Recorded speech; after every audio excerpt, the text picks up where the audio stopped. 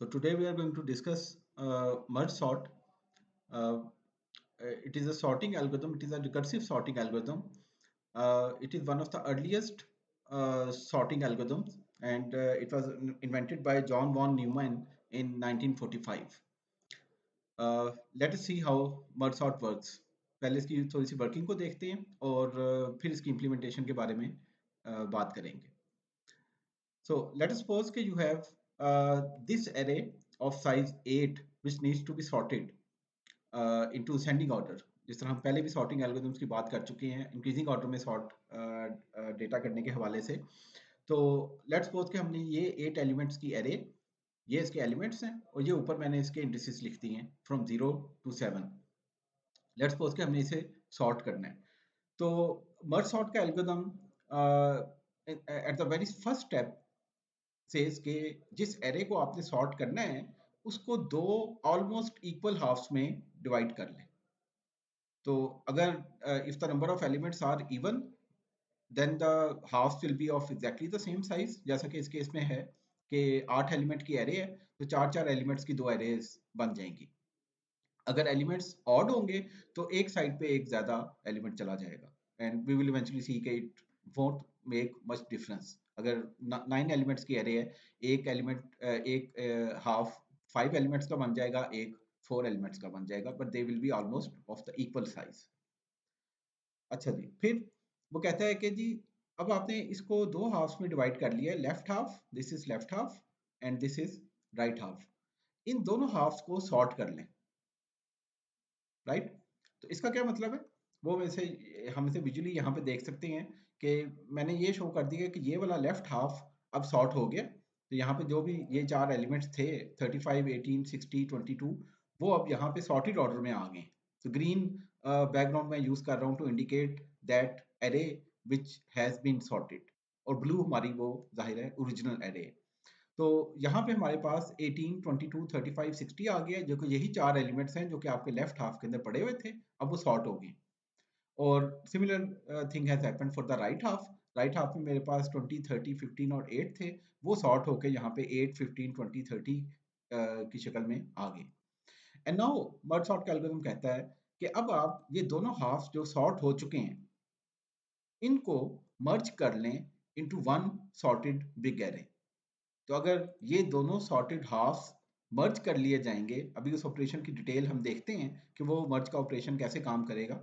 तो once these two sorted halves have been merged, we will get an 8 element array which is the sorted version of our original array. यानी कि ये जो हमारे पास array आ गई है फाइनली, इसके अंदर वही 8 एलिमेंट है जो कि हमारी ओरिजिनल एरे के अंदर मौजूद थे, but now they have been sorted. So as you can see from this very short example कि बेसिक ऑपरेशन मर्ज सॉर्ट के अंदर जो इसके नाम के अंदर भी आ रहा है वो मर्ज का ऑपरेशन है कि आप कैसे दो सॉर्टेड सब एरेज को मर्ज करके एक बड़ी सॉर्टेड एरे हासिल कर सकते हैं. That is the backbone of this sorting algorithm. और हम सबसे पहले अब उसी की डिटेल में जाके देखेंगे कि ये मर्ज का ऑपरेशन कैसे काम करेगा. Then we will come back to the working of merge sort once again और इसकी पूरी इंप्लीमेंटेशन देखेंगे. तो यहाँ पे अभी हम यानी कि अगर थोड़ा सा रिकैप करें तो if you have an if you have an 8 element array, जैसा कि मैंने यहाँ पे अज्यूम किया, तो उसको दो हाफ्स में डिवाइड कर लें. उसके बाद इन दोनों हाफ्स को सॉर्ट कर लें. अब फिलहाल ये चीज यहाँ पे मिसिंग है कि ये कैसे सॉर्ट होगा.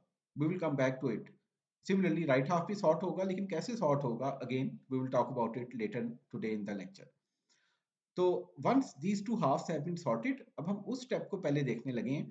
तो ये जो मर्जिंग हो रही है दो सॉर्टेड एरेज की, इसको हम पहले देखेंगे, इसकी एग्जांपल देखेंगे और फिर इसको इंप्लीमेंट करके भी देखेंगे. सो ये हमारा फिलहाल प्रॉब्लम है. मर्ज सॉर्ट के अंदर जो मर्ज का एल्गोरिथम है, पहले हमने इसे स्टडी करना है. और मर्ज का एल्गोरिथम मर्ज करता है दो सॉर्टेड एरेज को. ये इंपॉर्टेंट है कि दोनों एरेज सॉर्टेड होनी चाहिए, फिर ही वो उनको मर्ज करके एक बड़ी सॉर्टेड एरे की शक्ल में आपको दे देगा. तो मर्ज के एल्गोरिथम की इनपुट बेसिकली ये दो एरेज हैं. ये लेफ्ट हाफ है हमारी ओरिजिनल एरे का और ये राइट हाफ है हमारी ओरिजिनल एरे का. सो इन दोनों को हम कैसे मर्ज कर सकते हैं into this one bigger sorted array. यानी कि इसकी इनपुट दो सॉर्टेड एरेज होंगी और ये उन दो सॉर्टेड एरेज को मर्ज करके एक बड़ी सॉर्टेड एरे हमें दे के जाएगा। तो ये दो इसकी इनपुट्स हैं और ये इसकी आउटपुट है। So to understand how merge works, मैंने यहाँ पे ये वही हमारा लेफ्ट हाफ है, ये हमारा राइट हाफ है, ये यहाँ पे शो कर दिया। अब मैं यहाँ पे L1 और L2 दो इंडिसेस यूज कर रहा हूँ to indicate the starting and ending portions of the left half. तो L1 इज 0, L2 इज 3। तो स्टार्टिंग इंडेक्स हमारे लेफ्ट हाफ का 0 है और राइट हाफ का 3 है। और similarly R1 is 4 and R2 is 7, indicating के राइट हाफ का जो स्टार्टिंग पोर्शन है उसका इंडेक्स स्टार्टिंग एलिमेंट का 4 है और राइट हाफ के एंडिंग एलिमेंट का इंडेक्स 7 है। ठीक है जी। तो दिस वंस अगेन शोज के हमारे ये जो दो एरेज होंगी जिनको हम मर्ज कर रहे होंगे, ये फिजिकली सेम एरे के अंदर ही पड़ी होंगी। यानी कि जो हमने यहाँ पे देखा मर्ज सॉर्ट के अंदर कि एरे डिवाइड हो गई है, तो ये विजुअली हम देख रहे हैं कि दो हिस्सों में डिवाइड हो गई है, लेकिन ये फिजिकल डिवीजन नहीं है, ये लॉजिकल डिवीजन है कि एरे अभी भी वहीं पे पड़ी हुई है। इंडेक्स नंबर 0 से लेके 3 तक आपका लेफ्ट हाफ पड़ा हुआ है और 4 से लेकर 7 तक राइट हाफ पड़ा हुआ है। तो they are physically part of the same array but they are at separate locations in that array, और वो हम यहाँ पे इंडिकेट कर रहे हैं L1 L2 से और R1 R2 से।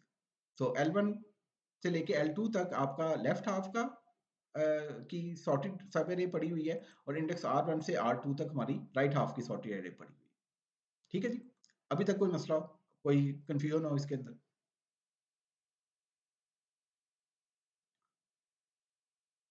Okay, good. अच्छा जी, अब हम मर्जिंग के प्रोसेस के ऊपर जरा गौर करते हैं। मर्जिंग का प्रोसेस क्या है कि अब आपने इस एरे और इस एरे के सॉर्टेड एलिमेंट्स को मर्ज करना है। अब क्या आप बता सकते हैं कि इस लेफ्ट हाफ का जो स्टार्टिंग एलिमेंट है, जो स्मॉलेस्ट एलिमेंट है सॉरी, वो कहाँ पे पड़ा होगा? वो जाहिर है इसके पहले इंडेक्स पे पड़ा होगा, इंडेक्स L1 पे पड़ा होगा। उसको मैंने इंडिकेट कर लिया है ये इंडेक्स एक और वेरिएबल बना के आई के नाम से। और राइट हाफ का जो सबसे छोटा एलिमेंट है वो कहाँ पड़ा होगा? वो जाहिर है इसके पहले इंडेक्स पे पड़ा होगा, R1 पे पड़ा होगा, तो उसकी पोजीशन को मैं एक और इंडेक्स वेरिएबल J में स्टोर कर रहा हूँ। अच्छा जी, क्या आप बता सकते हैं कि इन दोनों एरेज को मर्ज करके जो 8 एलिमेंट्स की एरे बनेगी, जिसको हम यहाँ पे स्टेप बाय स्टेप शो करेंगे, उसका स्मॉलेस्ट एलिमेंट कौन सा होगा? जी, क्या आप बता सकते हैं?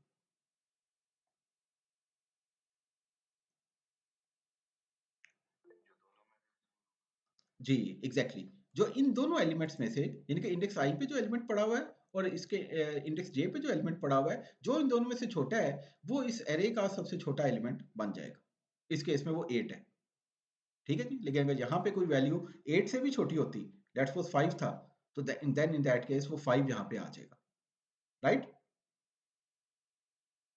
सो हम क्या करेंगे, अब हम मर्ज की वर्किंग को समझने की कोशिश कर रहे हैं और थोड़ी सी इंप्लीमेंटेशन की डिटेल्स में जा रहे हैं। ये इंडेक्स आई हमारा लेफ्ट हाफ के अंदर चलेगा, इंडेक्स जे राइट हाफ के अंदर चलेगा, और इसमें वैल्यू स्टोर करने के लिए जो मर्ज एरे है इसके अंदर स्टोर करने के लिए हम एक और इंडेक्स वेरिएबल के यहाँ पे चला रहे हैं, वो भी हमने यहाँ पे 0 से इनिशियलाइज कर लिया।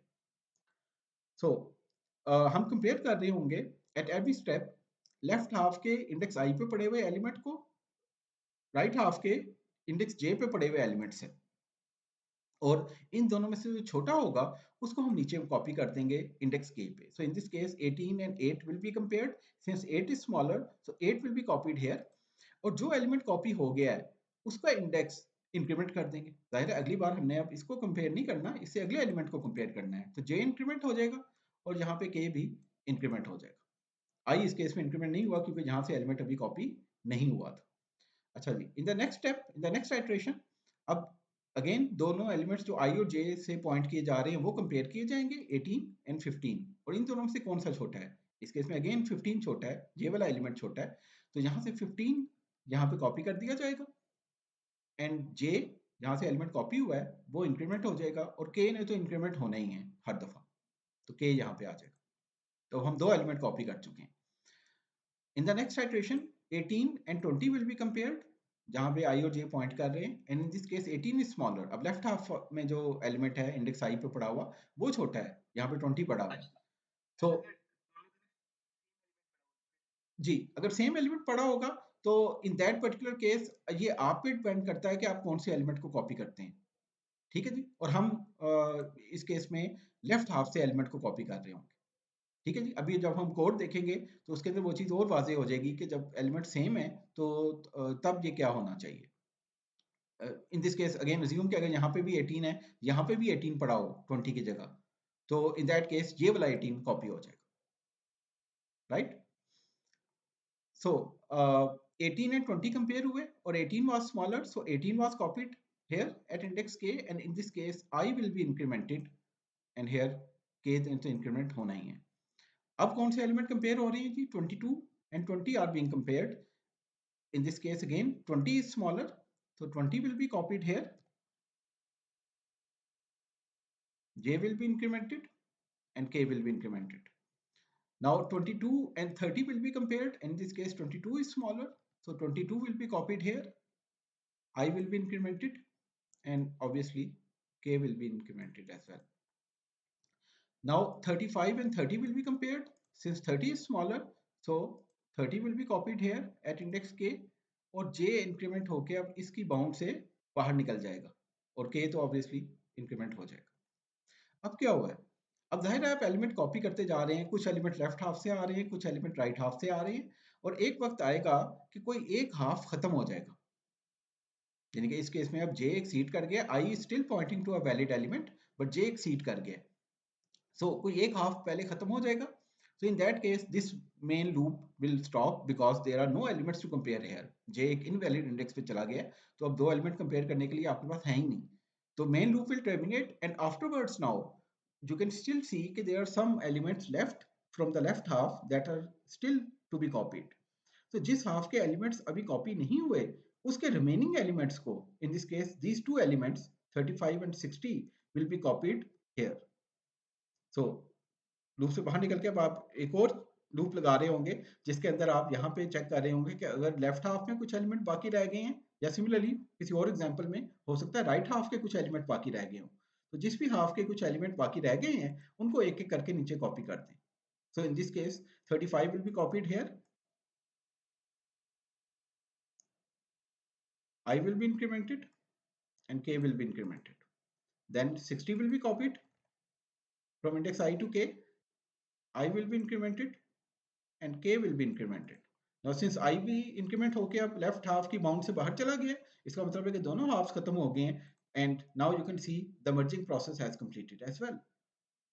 So the 8 elements combined together of these two sorted sub-arrays have been merged together in this final sorted array. तो ये हमारा बेसिक merge का ऑपरेशन है। जी क्वेश्चन।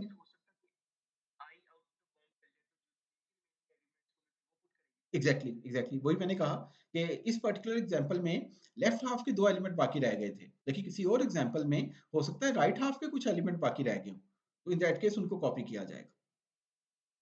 ठीक है, और ऐसा भी हो सकता है, एक्सट्रीम केस अगर आप बात करें तो ऐसा भी मुमकिन है कि आप यहाँ पे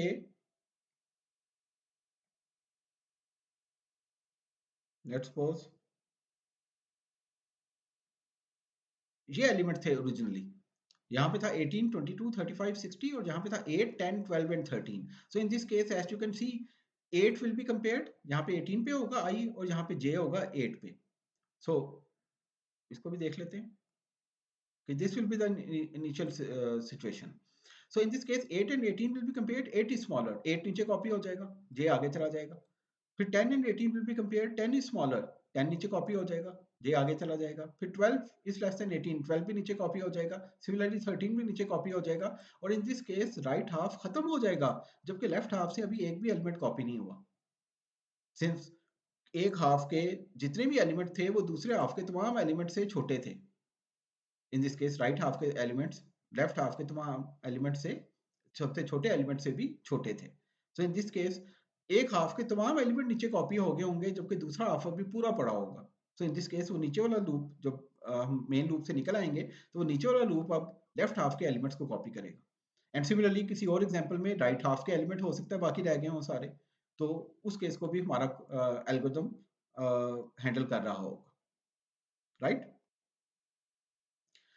इस एग्जाम्पल के थ्रू हमने मर्ज के बेसिक वर्किंग को समझने की कोशिश की है. Now let us talk about implementation. ये मर्ज के फंक्शन का कोड है, ये स्टार्टिंग पार्ट है उसका, ये अगली स्लाइड पे भी कंटिन्यू हो रहा है. इसके पैरामीटर्स को सबसे पहले देखते हैं. जी, क्वेश्चन.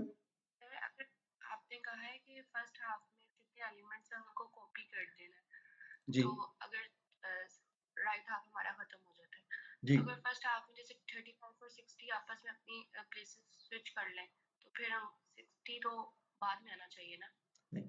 अब मर्ज की प्री कंडीशन क्या थी?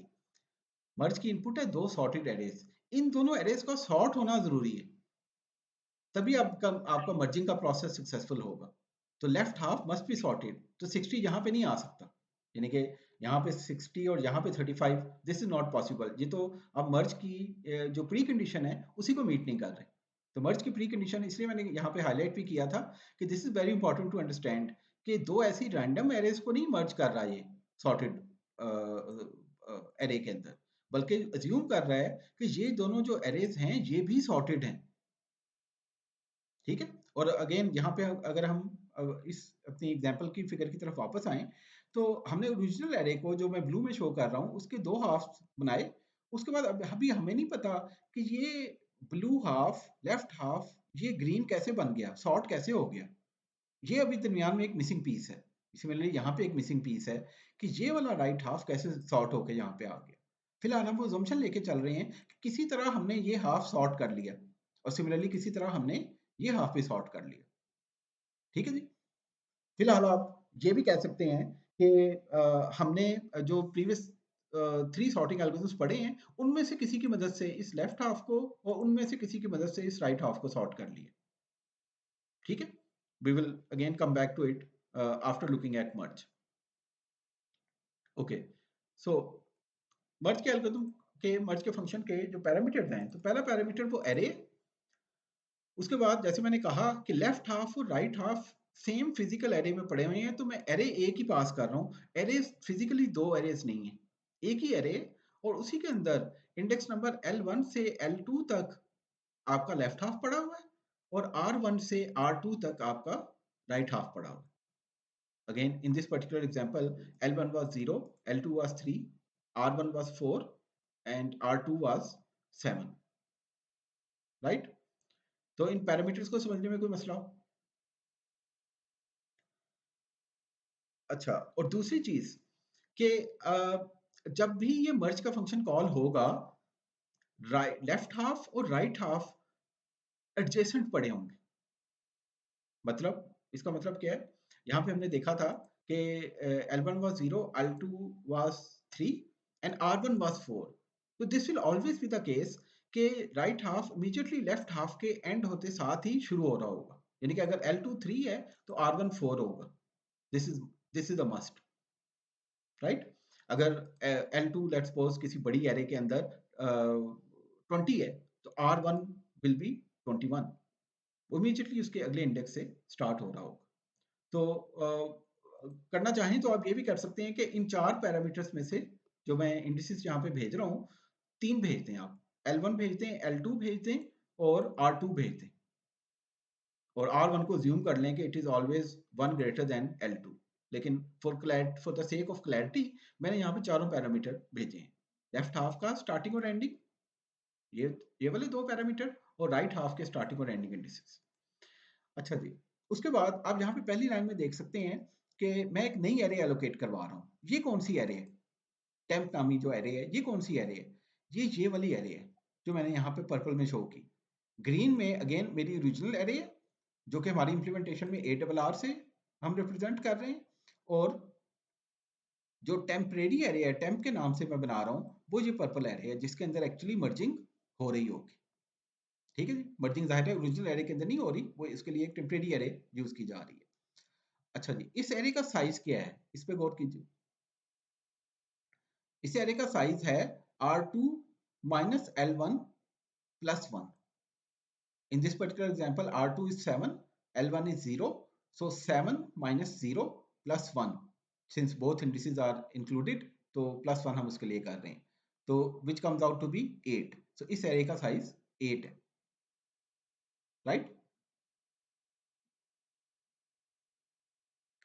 तो वो हमने यहाँ पे टेम्परेरी एरे एलोकेट करवा ली.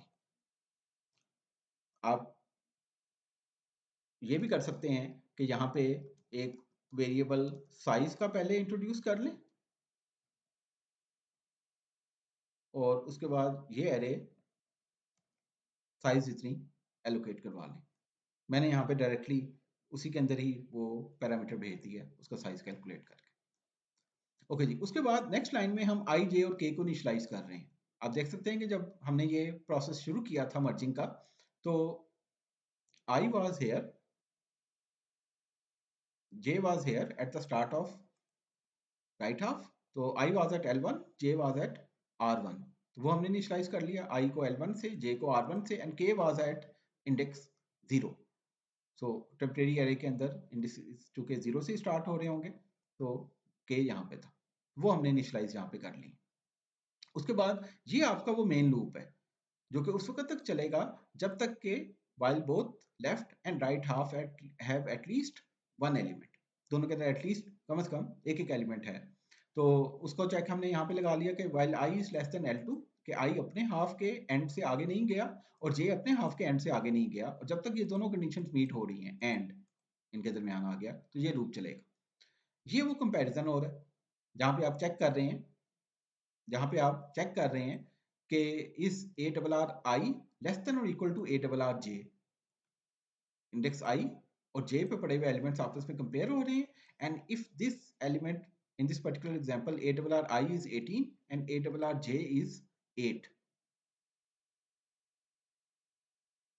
तो in this particular case वो यहाँ पे चेक करेगा 18 is 18 less than or equal to 8. No, it isn't. So else वाले पार्ट में जाएगा तो टेम्प के इंडेक्स के पे अब एरे j को कॉपी करेगा. एरे j पे क्या पड़ा हुआ है 8. So 8 will be copied here.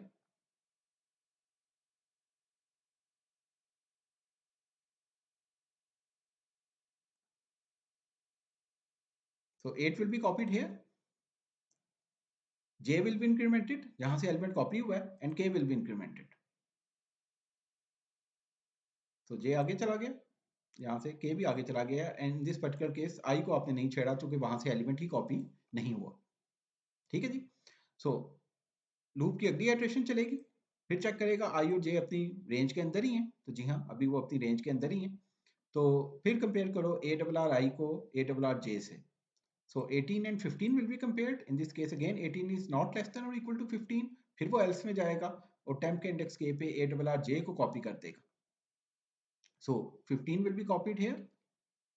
Once again J will be incremented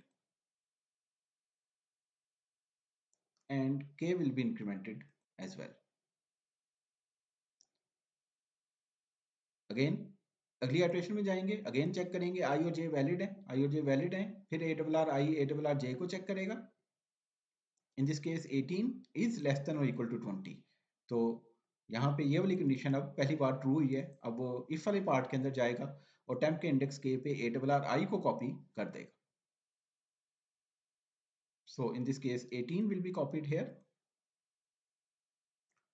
I will be incremented and K will be incremented. ठीक है जी. सिमिलरली इस तरह ये इस लूप की इटरेशन चलती रहेंगी. इसको क्विकली करके देखते हैं. 20 will be copied in the next iteration,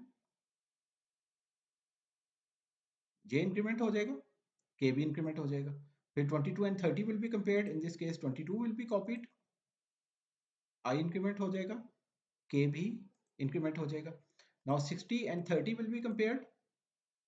In this case 30 is smaller, so 30 will be copied here, J will be incremented and K will be incremented. Now you can see कि एक half खत्म हो गया. Now after copying these 6 elements, 6 element इस loop की, इस while loop की 6 iterations में कॉपी हो जाएंगे. हर इटरेशन में जाहिर है एक एलिमेंट कॉपी हो रहा है, या ये वाला पार्ट चलता है या ये एल्स वाला पार्ट चलता है. तो in this case now this condition has become false. J R2 से एक्सीड कर गया. R2 was 7 and J अब फाइनल एलिमेंट को कॉपी करके 8 हो चुका है. So now this second part of the AND condition is false, so this loop is now terminated. अब इसके टर्मिनेट होने के बाद हम आप देख सकते हैं कि लेफ्ट हाफ के कुछ एलिमेंट्स बाकी हैं, since I is less than or equal to L2, J R2 से एक्सीड कर गया, इसका मतलब है राइट हाफ खत्म हो चुका है, but since I is less than or equal to L2 तो हमें इसके रिमेनिंग एलिमेंट्स को यहाँ पे कॉपी करना है। अच्छा जी, एक चीज यहाँ पे हमने पहले चेंज की थी, उसको वापस रिवर्ट कर लेते हैं कि यहाँ पे 35 और यहाँ पे 60 होना चाहिए, right? Obviously this array needs to be sorted, तभी मर्जिंग का प्रोसेस काम करेगा। ओके, सो इसके बाद ये पार्ट 2 है, उसी से इसी लूप से आगे हम कंटिन्यू कर रहे हैं। तो ये दो लूप अलग-अलग लगे होंगे कि अगर लेफ्ट हाफ के कुछ एलिमेंट बाकी रह गए तो उनको कॉपी करो, तो while I is less than or equal to L2, A+I से टेम्प K पे एलिमेंट्स कॉपी करो, I भी इंक्रीमेंट करो, K भी इंक्रीमेंट करो। तो ये वही वाला काम है जो हम यहाँ पे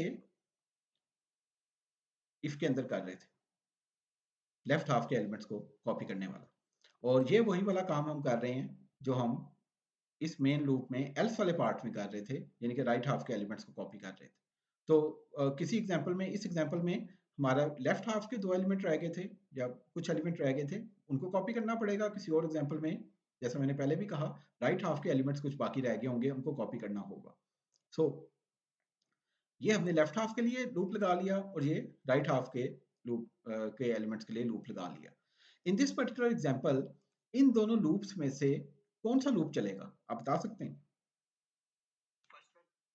फर्स्ट वन चलेगा, सिंस लेफ्ट हाफ के दो एलिमेंट बाकी हैं, ठीक है जी। लेकिन किसी और एग्जांपल में जाहिर है हो सकता है ये वाला ना चले, ये वाला लूप चले, जिस केस में राइट हाफ का कुछ एलिमेंट बाकी है, ठीक है। एक और ऑब्जर्वेशन जो आपको यहाँ पे कर लेनी चाहिए इस कोड सेगमेंट के बारे में, कि इस लूप, ये जो आई वाला लूप है और ये वाला, ये जो जे वाला लूप है, इन दोनों में से कोई एक ही चलेगा, दोनों नहीं चलेंगे। Is that clear? और क्यों, ऐसा क्यों है?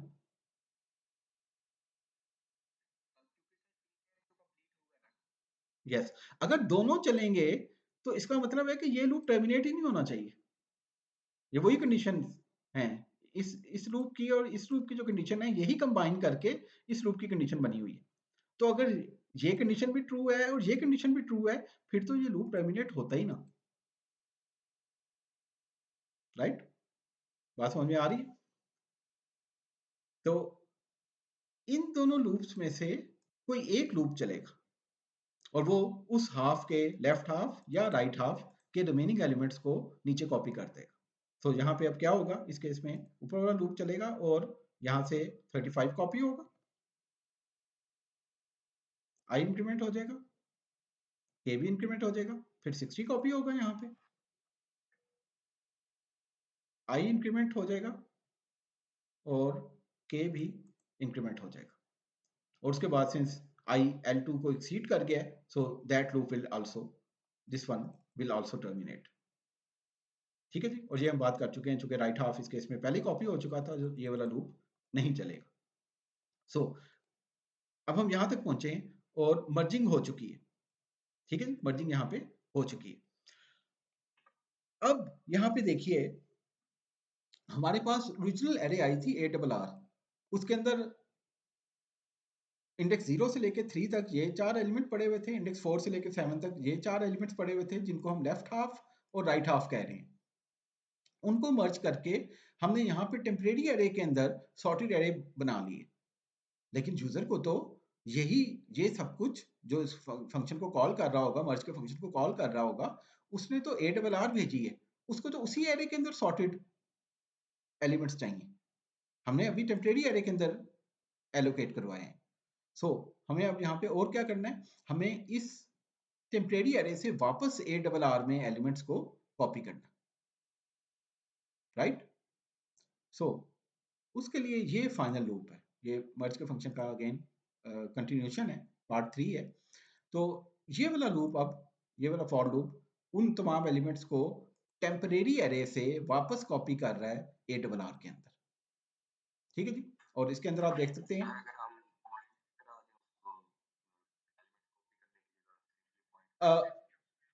नहीं, वो एक बेहतर ऑप्शन नहीं होगी। ठीक है जी, अभी हम आगे जाके देखेंगे कि वो क्यों एक सही ऑप्शन नहीं है। तो हमें उसी ओरिजिनल एरे के अंदर वापस कॉपी करना है, बिकॉज उसी एरे को कुछ और जगहों पे भी इस्तेमाल किया जा रहा होगा। इसी फंक्शन के अंदर, मर्ज सॉर्ट के अंदर ही किसी और जगहों पे भी कॉपी इस्तेमाल किया जा रहा होगा। So that we can not do, we must put them in the original array, right. So हमने यहाँ पे इंडेक्स के वंस अगेन री इनिशियलाइज कर लिया 0 पे। के हमारा पहले भी टेम्परेरी एरे के अंदर ही चल रहा था, तो हमने इसको री इनिशियलाइज कर लिया इंडेक्स 0 पे। उसको हम यूज करेंगे टेम्प से डेटा उठाने के लिए और हर बार सिंपली इंक्रीमेंट करेंगे। और एरे के अंदर ए डबल आर जो हमारी ओरिजिनल एरे है उसके अंदर इंडेक्स करने के लिए हमने एक और वेरिएबल इंडेक्स के नाम से बना लिए। वो शुरू हो रहा है L1 से, वो जा रहा है R2 तक, यानी कि लेफ्ट हाफ के स्टार्ट से राइट हाफ के एंड तक, और हर बार जाहिर है इंक्रीमेंट हो रहा है। तो हर बार इस लूप के अंदर हम टेम्प के इंडेक्स के से वैल्यू उठाते हैं और ए डबल आर के इंडेक्स पे कॉपी कर देते हैं। ठीक है जी। Now in this particular example जो हमने देखी,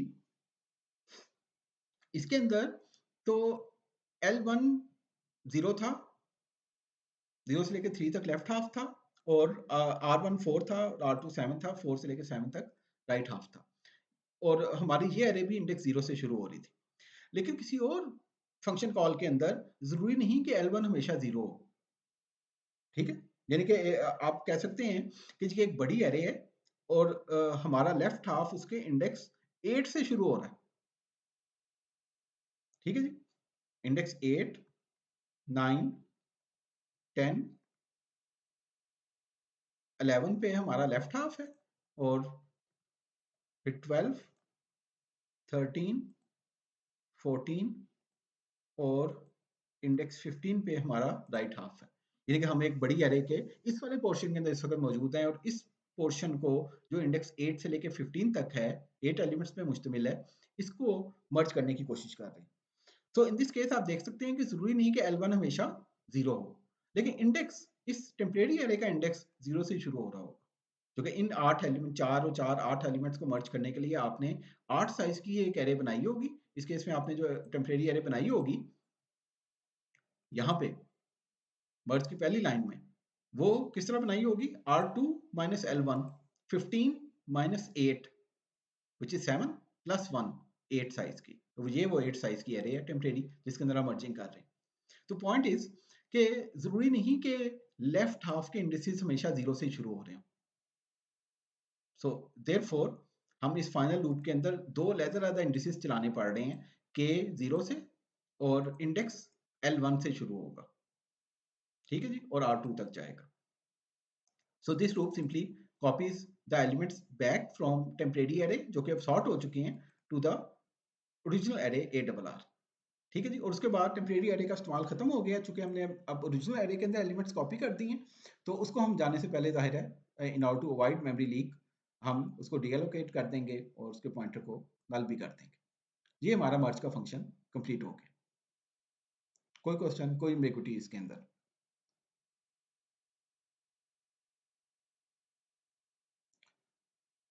ओके, सो ये हमारा बेसिक मर्ज का ऑपरेशन है।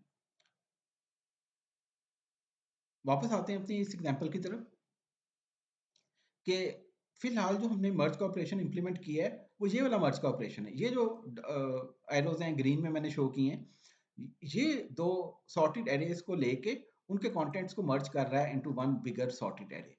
तो ये एक मर्ज का ऑपरेशन है जो कि दो सॉर्टेड एरेज को ले रहा है और मर्ज कर रहा है। Now coming back to the original problem कि हम यहाँ से यहाँ तक कैसे पहुंचे, यानी कि लेफ्ट हाफ कैसे सॉर्ट होगा। लेफ्ट हाफ भी ऐसे ही सॉर्ट होगा जिस तरह हमने इस बड़े एरे को सॉर्ट किया, यानी कि अब यहाँ पे इस एल्गोरिथम की रिकर्जन सामने आएगी। मर्ज के फंक्शन में कोई रिकर्जन नहीं, सिंपल लूप लगे हुए हैं।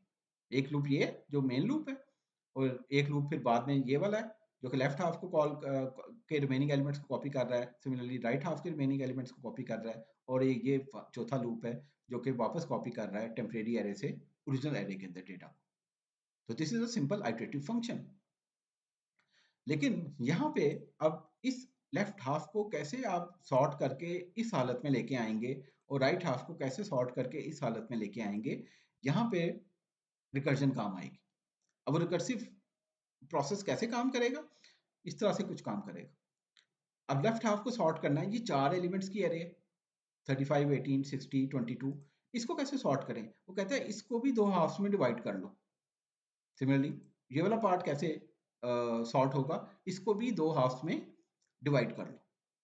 ठीक है जी। तो यहाँ पे आप दो एलिमेंट्स की 2 एरेज आ गई, और सिमिलरली ये 4 एलिमेंट की एरे दो एलिमेंट्स की 2 एरे में डिवाइड होगी।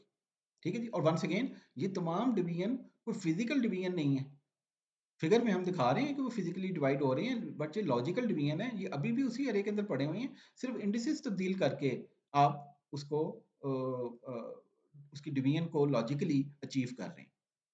अच्छा जी, फिर 2 एलिमेंट्स की एरे 35, 18 ये कैसे सॉर्ट होगी, वो भी अगेन इसी रिकर्सिव प्रोसेस के थ्रू सॉर्ट होगी कि इसको डिवाइड कर लो। 35, 18 2 एलिमेंट्स की एरे है, इसको एक एक एलिमेंट की 2 एरेस में डिवाइड कर लो। Similarly 60, 22 is a 2 element array, इसको एक एक एलिमेंट की 2 एरे में डिवाइड कर लो। 20, 30 को भी ऐसे ही करो, और 15, 8 को भी ऐसे ही करो। ठीक है जी। अब यहाँ पे आप देख सकते हैं मेरे पास initially there was one array of 8 elements. At the next step उसको 2 हाफ में डिवाइड करके मेरे पास 4 एलिमेंट्स की 2 एरे आ गई। उससे अगले स्टेप में मेरे पास 2 एलिमेंट्स की 4 एरेज आ गई। और नाउ एक बार और डिवीजन करने के बाद मेरे पास एक एक एलिमेंट की 8 एरेज आ गई। अब एक एक एलिमेंट की एरे के बारे में आप क्या जानते हैं, आपको एक एलिमेंट की कोई एरे दे और कहे कि इसे सॉर्ट कर लो, तो आप क्या करेंगे, वो ऑलरेडी सॉर्टेड। ये इसको सॉर्ट करने की जरूरत नहीं है, इसको मैंने वैसे ही ग्रीन कर दिया है, 1 एलिमेंट्स की एरे को, ये थी, और इसको ग्रीन कर दिया है टू इंडिकेट कि दीज आर ऑलरेडी सॉर्टेड। ये एक एलिमेंट की सॉर्टेड एरे है जिसमें 35 पड़ा हुआ है। ठीक है जी। और इंडेक्स इसका क्या होगा, इंडेक्स 0 से इंडेक्स 0 तक, 18 इंडेक्स 1 से इंडेक्स 1 तक 1 एलिमेंट की एरे है। Similarly each of these boxes is a 1 element sorted array. और इनके सॉर्ट होने का अब क्या मतलब है, मेरे पास सेपरेटली एक एक एलिमेंट की 8 एरेज आ गई हैं, which are obviously sorted, trivially sorted. इनके सॉर्ट होने का अब क्या मतलब है, इनके सॉर्ट होने का मतलब है कि अब मैं इन्हें मर्ज कर सकता हूं, क्योंकि मर्ज की इनपुट क्या है, 2 सॉर्टेड एरेज। अब मेरे पास यहाँ पे ये सॉर्टेड एरेज आ गई, ये एक एक एलिमेंट की 2 सॉर्टेड एरेज हैं। तो क्या आप मर्ज के थ्रू इन दोनों को मर्ज कर सकते हैं into one sorted array of size 2? Obviously we can. Similarly, 60 and 22 are one element arrays. Can they be merged into a 2 element array which is sorted using the merge function? Obviously, we can. Similarly, 20 and 30 will be merged into a 2 element array, and 15 and 18 will be merged into a 2 element array. तो यहाँ पे अब अगले step के अंदर ये 4 merges हो रही हैं। So every this pair of green arrows indicate a merge operation. जिस तरह यहाँ पे ये और ये एरो एक मर्ज ऑपरेशन इंडिकेट कर रहे हैं, तो यहाँ पे कितनी मर्जेस हो रही हैं इस लेवल पे, can you count them?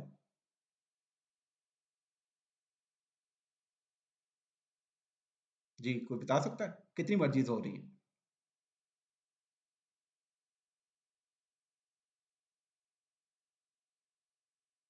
There are four four merges taking place.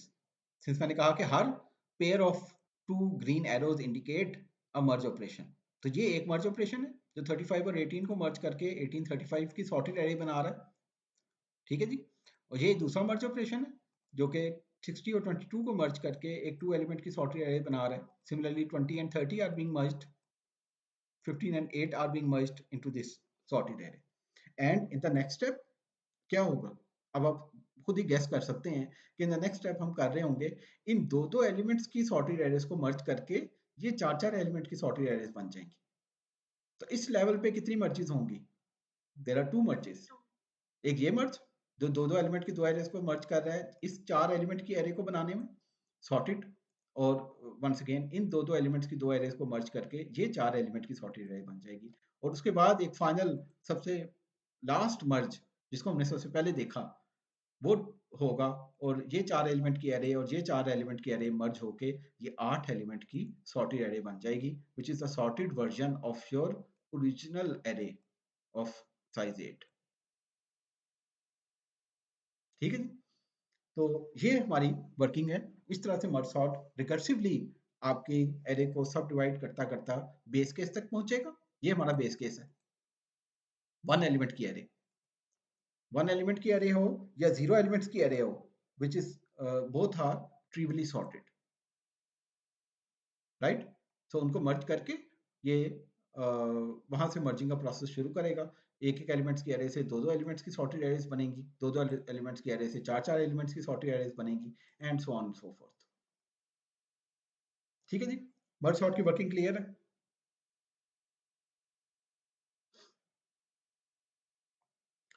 सो हमने यहाँ पे मर्ज के फंक्शन की इंप्लीमेंटेशन देख ली। Now let us talk about merge sort function.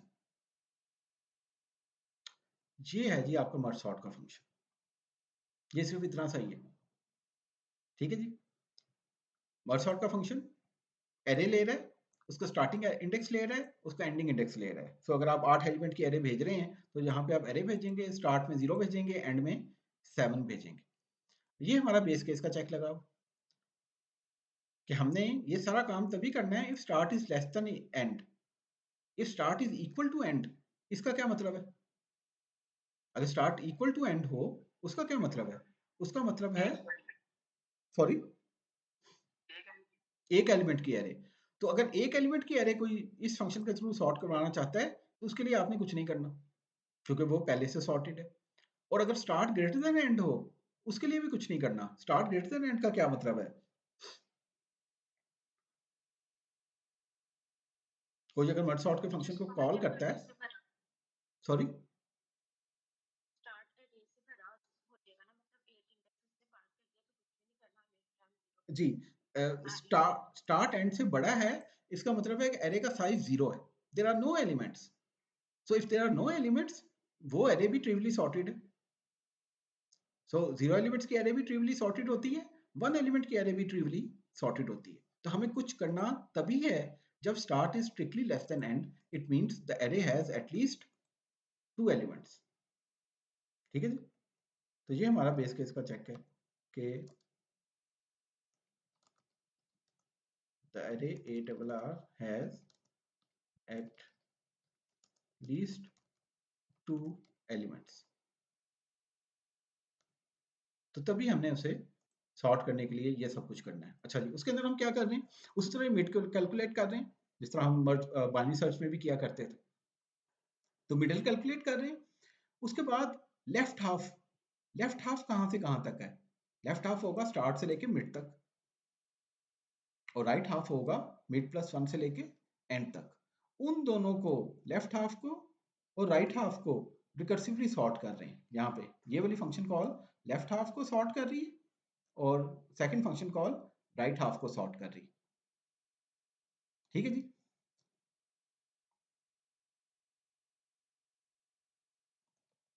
तो here we are sorting the left half recursively,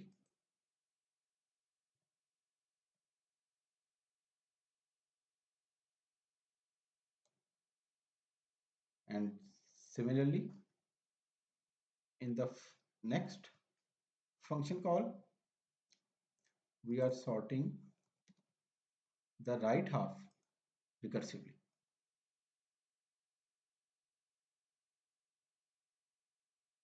ठीक है जी। And once these two halves have been sorted, फिर हम मर्ज का फंक्शन कॉल कर रहे हैं। ये वो मर्ज का फंक्शन है जो कि हमने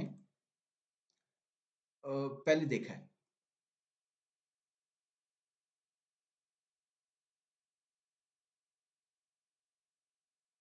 ओके, सो ये हमारा मर्ज सॉर्ट का फंक्शन है जिसके अंदर हमने अब यहाँ पे रिकर्सिवली लेफ्ट हाफ को सॉर्ट कर लिया, राइट हाफ को सॉर्ट कर लिया, और फिर मर्ज के फंक्शन को कॉल किया जिसको हम पहले देख चुके हैं। ये वाला वो मर्ज का फंक्शन है। जो कि एरे लेता है, लेफ्ट हाफ के स्टार्टिंग और एंडिंग इंडिसेस लेता है, और सिमिलरली राइट हाफ के स्टार्टिंग और एंडिंग इंडिसेस पैरामीटर के तौर पे रिसीव करता है। 5 पैरामीटर हैं इसके। तो यहाँ पे आप देख सकते हैं मर्ज के फंक्शन में हम यहाँ पे पहला पैरामीटर ए डबल आर भेज रहे हैं, second and third parameter start और मिड है which indicate the starting and ending indices of the left half, or last two parameters are mid plus 1 and end which indicate the starting and ending indices of the right half. तो ये उनको sorted half, दोनों half sort हो गए, तो ये उनको मर्ज कर रहा है। ठीक है जी। तो ये आपका मर्ज सॉर्ट का फंक्शन है, और जैसा कि आप देख सकते हैं कि सही पूरी जो लॉजिक है मर्ज सॉर्ट की, वो मर्ज का फंक्शन ही है बेसिकली। बाकी यहाँ पे तो आप सिंपली बेस केस का चेक लगा रहे हैं, मिडिल कैलकुलेट कर रहे हैं, दो रिकर्सिव कॉल्स कर रहे हैं, और फिर मर्ज के थ्रू उनके रिजल्ट्स को मर्ज करके बिगर सॉर्टेड एरे क्रिएट कर रहे हैं। सो कोई मसला हो, कोई प्रॉब्लम हो इसकी लॉजिक को समझने में, मर्ज सॉर्ट की लॉजिक को समझने में?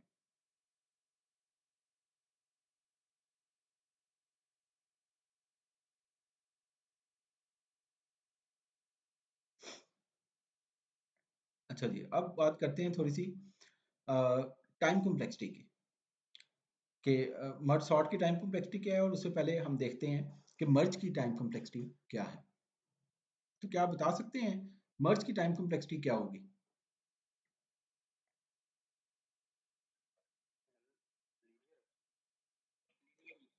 लीनियर ही है। Linear in terms of what, क्या लिखेंगे इसकी टाइम कॉम्प्लेक्सिटी को?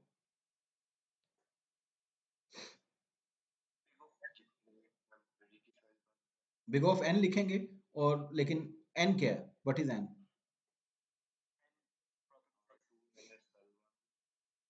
This is this is an, जो मैंने यहाँ पे हाईलाइट किया है, the size of the array which is being merged together, R2 minus L1 plus 1। यही है ना आपकी टेम्परेरी एरे का साइज, जिसके अंदर दोनों हाफ्स के एलिमेंट मर्ज होके आ रहे हैं। तो अगर आप अज्यूम करें कि this expression R2 minus L1 plus 1 is n, तो time complexity of merge is big of n, right? अच्छा, उसको आप इस तरह से भी देख सकते हैं कि you have n elements to be copied, यानी कि इन दोनों के जो कंबाइंड एलिमेंट्स हैं उनकी तादाद हम n, इस एग्जांपल में what is n, what is the value of n in this example?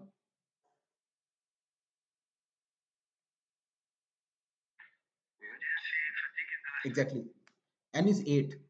चार चार एलिमेंट्स की दो हाफ मर्ज हो रही हैं, तो जो कंबाइंड साइज होगा इन दोनों एरेज का, जो इन अदर वर्ड्स जो इस टेम्परेरी एरे का साइज होगा, वो n है। तो n is 8 in this particular example, और इन जनरल हम n इसे कह रहे होंगे, जैसा मैंने पहले भी कहा, R2 minus L1 plus 1। अच्छा जी, अब 8 एलिमेंट्स कॉपी करने हैं। अब क्या हो सकता है, 8 एलिमेंट्स हर बार आप देख सकते हैं कि इस वाइल लूप की हर एक आइट्रेशन में एक एलिमेंट नीचे कॉपी होता है, या तो वो इंडेक्स i से कॉपी होता है या इंडेक्स j से कॉपी होता है, राइट? तो इस लूप की हर आइट्रेशन में एक एलिमेंट नीचे कॉपी हो रहा है। सो इस लूप की कितनी आइट्रेशन होंगी? इस लूप की आइट्रेशंस की तादाद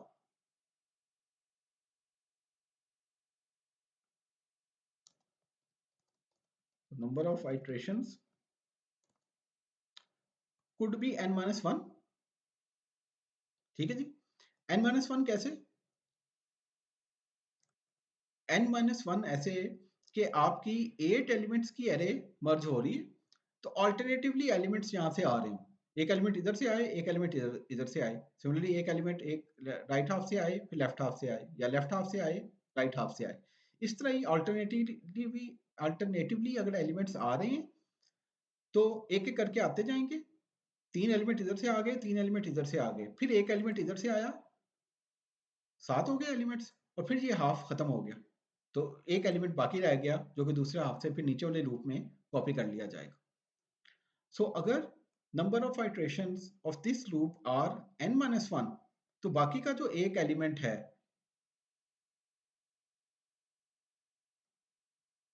वो हो सकता है यहां से कॉपी हो रहा हो, या हो सकता है यहां से कॉपी और, ठीक है जी। तो n-1 जी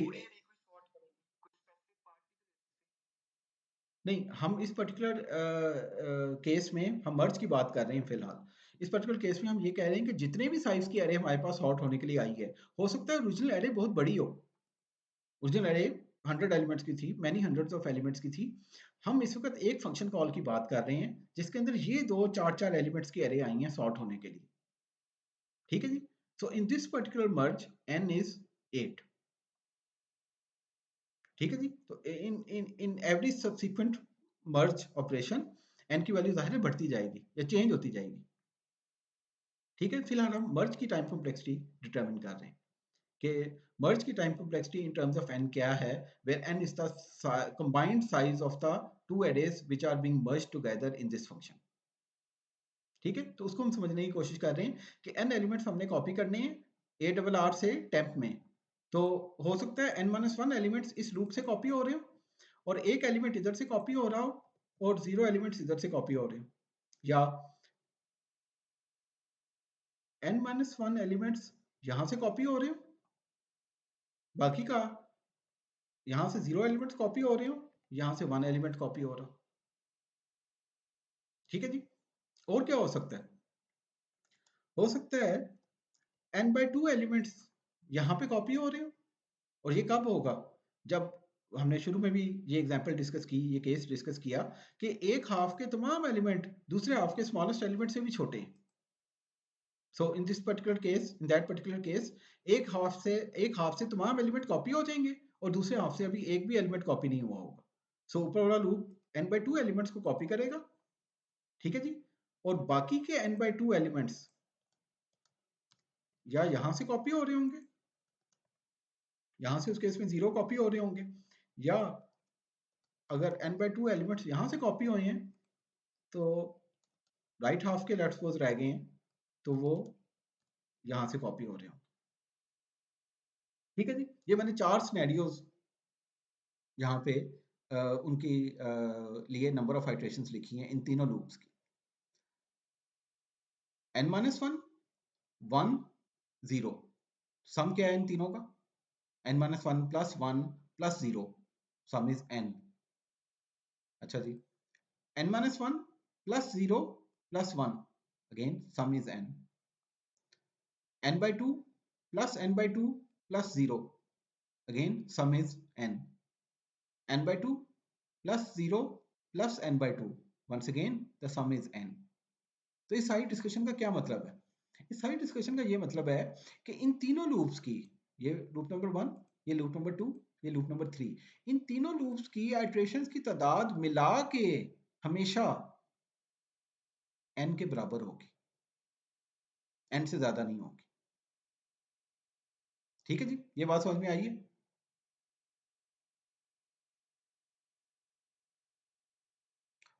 ओके, सो हम कह सकते हैं कि इन तीनों लूप्स की टाइम कॉम्प्लेक्सिटी मिला के यहां तक बिग ऑफ एन है, राइट। और what about the time complexity of this loop, इसकी आइट्रेशंस की तादाद कितनी होगी, ये जो आपका फाइनल लूप है जो कि वापस कॉपी कर रहा है टेम्परेरी एरे से ओरिजिनल एरे, इसकी नंबर ऑफ आइट्रेशंस कितनी होंगी, इसकी number of iterations obviously n होंगी, क्योंकि n ही एलिमेंट ऊपर आपने इन तीनों लूप्स की मदद से कॉपी किए हैं फ्रॉम ARR टू टेम्प, और अब वही n एलिमेंट्स टेम्परेरी एरे से आपने वापस कॉपी बैक करने हैं इनटू द ओरिजिनल एरे, यानी कि 8 यहाँ पे जा रहा होगा, 15 यहाँ पे कॉपी हो रहा होगा, 18 20 22 30 35 and 60 will be copied here. तो जो n elements combined together in तीनों लूप्स ने कॉपी किए थे वो वापस कॉपी बैक किए जा रहे हैं to ARR the original array, फिर जाहिर है हमने टेम्प को डीएलोकेट कर दिया। सो n is the combined iterations of these first three loops and n is the number of iterations of this final loop. ठीक है जी. So total big O of n is the time complexity of the first 3 loops and big O of n is the time complexity of this final loop. तो total time complexity क्या होगी आपके मर्ज के function की? तो big O of n is the time complexity of first 3 loops and big O of n is the time complexity of the final loop. So big O of n plus big O of n is 2 into big O of n, which is big O of n. ठीक है जी. So time complexity of first 3 loops is big O of n and time complexity of last loop is big O of n as well, and the combined time complexity is big O of n. तो एक मर्ज के function की time complexity big O of n है, linear है in terms of the number of elements which are being merged together.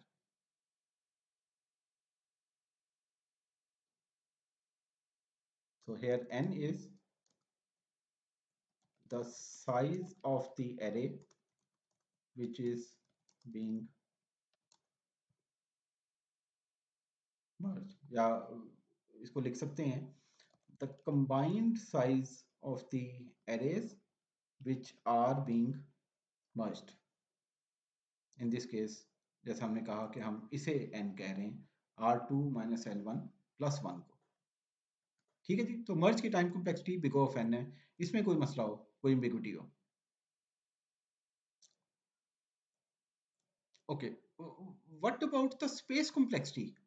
इसकी space complexity क्या है मर्ज की? स्पेस कॉम्प्लेक्सिटी भी अब कांस्टेंट नहीं है. जैसे कि आप देख सकते हैं कि यहाँ पे हम टेम्परेरी एरे यूज कर रहे हैं उतने साइज की जितने साइजेस की एरेज हम मर्ज कर रहे हैं. 4 एलिमेंट्स की 2 एरेज हम मर्ज कर रहे हैं तो हमें इन टोटल 4 + 4 8 साइज की टेम्परेरी एरे चाहिए. तो अगेन अगर हम इसे n कह रहे हैं तो हमें बिग ऑफ n साइज की टेम्परेरी एरे भी चाहिए. इससे पहले हमने जितने सॉर्टिंग एल्गोरिथम्स देखे थे उन सब की स्पेस कॉम्प्लेक्सिटी क्या थी?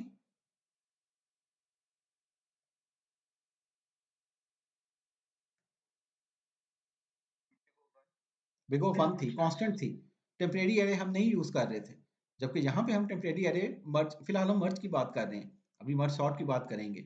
तो मर्ज की जो स्पेस कॉम्प्लेक्सिटी है वो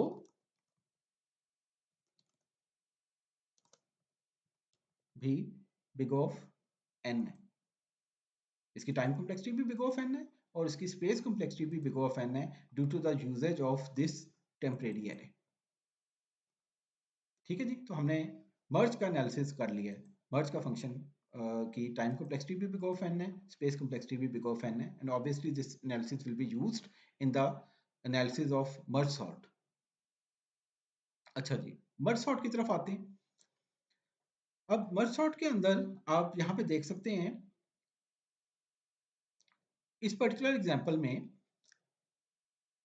मर्जिस 3 लेवल्स पे हो रहे हैं. एक ये लेवल है जिसके ऊपर ये 1 साइज की एरेज आपस में मर्ज हो रही हैं 2 साइज की एरेज बनाने के लिए, सॉर्टेड एरेज बनाने के लिए. उसके बाद ये नेक्स्ट लेवल है जिसके अंदर 2 साइज की एरेज मर्ज हो रही हैं 4 साइज की 2 एरेज क्रिएट करने के लिए, once again which are sorted. And finally this final merge is taking place जो कि 4 एलिमेंट्स की 2 एरेज को मर्ज करके एक 8 एलिमेंट की सॉर्टेड एरे क्रिएट कर रहा है. टोटल कितनी मर्जेस हो रही हैं इस एग्जांपल में? Can you give a count? How many merges are taking place in this example? जी, एनीवन?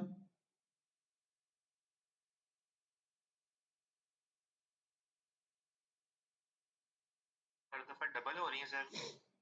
मैं सिर्फ काउंट पूछ रहा हूँ कि कितनी मर्जेस हो रही हैं, काउंट बता दें. मैंने एक विजुअल इंडिकेशन आपको बताई थी कि ये जो पेयर है 2 एरोस का ये एक मर्ज है. तो काउंट कर लें ऐसे कितने पेयर्स हैं एरोज के। चार। चार तो इस लेवल पे हैं। 7 एग्जैक्टली। चार इस लेवल पे हैं, तो 4 मर्जेस यहाँ पे हो रही हैं। दो इस लेवल पे हैं, तो 2 मर्जेस यहाँ पे हो रही हैं, और एक ये फाइनल मर्ज है, राइट, जिसको हमने सबसे पहले देखा था और इसी की बेसिस पे हमने मर्ज का फंक्शन लिखा था। So in total 7 merges are taking place.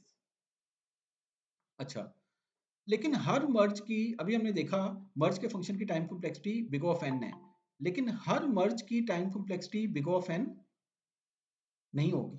जब ये एक एक एलिमेंट की एरेज मर्ज हो रही हैं, तो इस मर्ज की time complexity big of N से कहीं कम होगी, राइट। तो हम इसको लेवल बाय लेवल एनालाइज करेंगे कि इस लेवल पे जितनी भी मर्जेस हो रही हैं, ये जो चारों मर्जेस हो रही हैं इस लेवल पे, जो कि वन वन एलिमेंट्स की एरेज को मर्ज करके दो दो एलिमेंट्स की एरे बना रहे हैं, इन तमाम मर्जेस की टाइम कॉम्प्लेक्सिटी क्या होगी कंबाइंड टुगेदर। इन चारों मर्जेस की टाइम कॉम्प्लेक्सिटी क्या होगी। सो इन चारों मर्ज ऑपरेशंस की टाइम कॉम्प्लेक्सिटी कंबाइंड टुगेदर हम कह सकते हैं big of N, right, because इन चारों मर्जेस में टोटल कितने एलिमेंट्स कॉपी हो रहे हैं, वो 80 हैं। ठीक है जी। सिमिलरली अगले लेवल के ऊपर हम यहाँ पे देख सकते हैं कि जब दो दो एलिमेंट्स की ये दो एरेज आपस में मर्ज होके ये चार एलिमेंट की एरे बनी, और सिमिलरली दो दो एलिमेंट्स की ये दो एरेज मर्ज होके ये चार एलिमेंट की एरे बनी, तो इन दो मर्जेस की भी कंबाइंड टाइम कॉम्प्लेक्सिटी हम क्या कह सकते हैं, बिग ऑफ एन में। और फाइनली इस फाइनल मर्ज की तो हमने डिटेल में देखा है कि इसकी time complexity obviously big of N होगी। तो यू कैन से कि big of n is the time complexity at each level in this example जहां पे मर्जेस हो रही हैं। And how many such levels are there?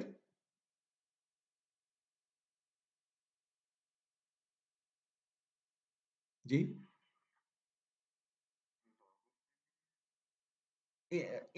in this case सिर्फ count बता दें कितने लेवल्स हैं। 3 लेवल्स हैं, जो कि यहाँ पे विजुअली नजर भी आ रहे हैं कि ये एक लेवल है जिसके ऊपर एक एक साइज की एरेज मर्ज होके दो साइज की एरेज बन रही हैं। एक एक साइज की 8 एरेज मर्ज होके दो दो साइज की 4 एरेज सॉर्टेड बन रही हैं। This is one level. उसको ये अगला लेवल है जिसके अंदर दो दो साइज की 4 एरेज मर्ज होके चार चार साइज की 2 एरेज बन रही हैं। और फिर ये तीसरा लेवल है जिसके अंदर चार चार साइज की 2 एरेज मर्ज होके एक 8 साइज की एरे बन रही है। तो there are 3 such levels and time complexity of each level is big of n, and there are 3 such levels, so time complexity will be 3 times n. अब इन जनरल ये number of level कितने होंगे, यहाँ पे number of elements वर 8, तो अगर 8 elements हैं तो देयर वर 3 लेवल्स। अगर यही 16 एलिमेंट्स की अरे हो जिसको आपने सॉर्ट करना है, तो उसके अंदर मर्जेस कितने लेवल पे हो रहे होंगे, उसके अंदर 4 लेवल्स पे हो रहे होंगे मर्जेस। ठीक है जी। यानी कि इसके अंदर एक और लेवल का इजाफा हो जाएगा। इसी तरह की एक यहाँ पे पैरेलल में बनेगी 8 एलिमेंट की एक और एरे, उसके अंदर 3 लेवल होंगे, और फिर फाइनली ये 8 एलिमेंट की एरे उस 8 एलिमेंट की एरे से मर्ज होके एक 16 एलिमेंट की फाइनल सॉर्टेड एरे की शक्ल ले रही होगी। तो in general the number of levels, तो टाइम कॉम्प्लेक्सिटी की बात हम कर रहे हैं मर्ज सॉर्ट की, तो नंबर ऑफ लेवल्स कितने होंगे, नंबर ऑफ लेवल्स होंगे लॉग ऑफ एन। ठीक है जी। और टाइम कॉम्प्लेक्सिटी फिर क्या होगी, टाइम कॉम्प्लेक्सिटी होगी, और हर लेवल पे जैसे हमने डिटरमिन किया, time complexity of all merges at a level, it is big of N. So total time complexity कितनी होगी, it will be simply number of levels multiplied by the time complexity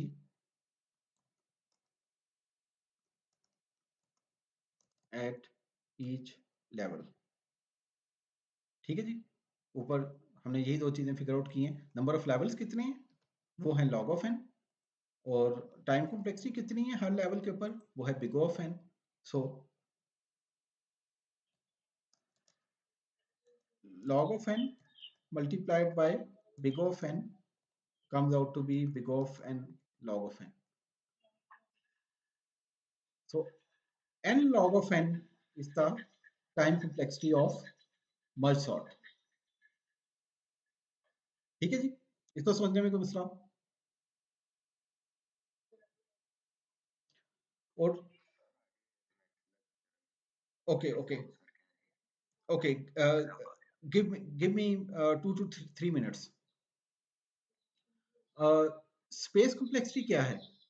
space complexity हमने figure out किया, big of n है आपके मर्ज की, ठीक है जी। अब मर्ज तो मल्टीपल जगहों पे कॉल हो रहा होगा आपकी इस पूरी एग्जांपल के अंदर, लेकिन किसी भी एक टाइम पे अब मर्ज पैरेलल में तो नहीं कॉल हो रहा, या तो एक मर्ज हो रहा होगा ये वाला, या फिर ये वाला मर्ज हो रहा होगा किसी एक टाइम पे, या ये वाले मर्ज टेकिंग प्लेस, या ये वाला मर्ज टेक प्लेस हो रहा होगा, या ये वाली मर्जिंग हो रही होगी, दो दो साइज की एरेज जहाँ पे मर्ज हो रही हैं, या ये वाला मर्ज हो रहा होगा। किसी भी एक मर्ज के अंदर ज्यादा से ज्यादा कितनी एरे आप यूज कर रहे होंगे, वो ये फाइनल मर्ज है जिसके अंदर आप n साइज की एरे इस्तेमाल कर रहे हैं, टेम्परेरी एरे इस्तेमाल कर रहे हैं, ठीक है जी। So space complexity of merge sort is also big O of n, ठीक है जी, क्योंकि किसी भी एक मर्ज ऑपरेशन के अंदर आप ज्यादा से ज्यादा n साइज की एरे इस्तेमाल कर रहे हैं, ठीक है जी, और वो आपका फाइनल मर्ज का ऑपरेशन है जिसके अंदर आप सबसे बड़ी टेम्परेरी एरे यूज कर रहे होंगे एग्जैक्टली इक्वल टू n, ठीक है जी। So space complexity is big of n। और की कंपैरिजन कहाँ पे हो रहे हैं? मर्ज सॉर्ट के फंक्शन में की कंपैरिजन कहीं पे हो रहा है?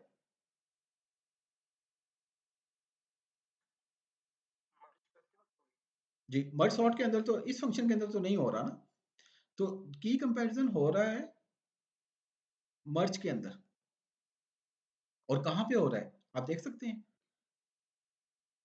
ये वो जगह है जहाँ पे की कंपैरिजन हो रहा है, जहाँ पे A double R I A double R J से कंपेयर हो रहा है। This is the only place where the key comparison is taking place. इसके अलावा और कोई जगह नहीं है ऐसी यहाँ पे ये कंपैरिजन हो रहा है, लेकिन ये इंडिसेस का कंपैरिजन है। सिमिलरली ये भी इंडिसेस का कंपैरिजन है, सिमिलरली ये भी इंडिसेस का कंपैरिजन है। तो की कंपैरिजन सिर्फ और सिर्फ यहाँ पे हो रहा है, और ये एट मोस्ट इतना होगा।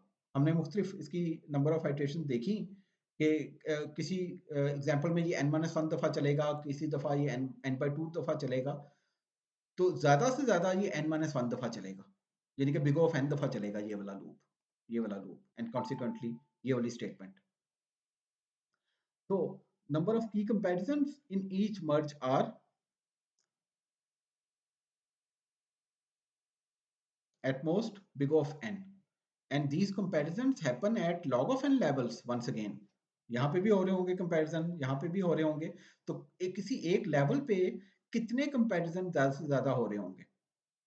दे are equal to big of N. तो बिग ऑफ एन इस लेवल पे हो रहे होंगे, बिग ऑफ एन इस लेवल पे हो रहे होंगे, लेवल नंबर 2 पे, और बिग ऑफ एन इस लेवल पे हो रहे होंगे। तो नंबर ऑफ की कंपैरिजन भी वही हैं जो आपकी टाइम कॉम्प्लेक्सिटी है, number of levels multiplied by the key comparisons happening at each level. So key comparisons भी big of n log of n है मर्ज सॉर्ट के लिए। और डेटा मूवमेंट्स कहाँ पे हो रही हैं? डेटा मूवमेंट से अगर आप मर्ज के फंक्शन में देखें तो यहाँ पे हो रही है डेटा मूवमेंट, जब ए डबल आर से टेम्प में कॉपी कर रहे हैं आप वैल्यूज, यहाँ पे हो रही है, यहाँ पे हो रही है, और फाइनली जब टेम्प से वापस ए डबल आर में कॉपी कर रहे हैं यहाँ पे हो रही है। सो इन एनी मर्ज, अगर आप n एलिमेंट्स को मर्ज कर रहे हैं, n is the number of elements being merge together, तो n एलिमेंट ही पहले तीनों लूप्स के अंदर कॉपी हो रहे होंगे ए डबल आर से टेम्प के अंदर, और फिर वही n एलिमेंट्स सॉर्टेड ऑर्डर में टेम्प से वापस ARR में कॉपी हो रहे होंगे। ठीक है जी। सो किसी एक मर्ज के अंदर नंबर ऑफ डेटा मूवमेंट्स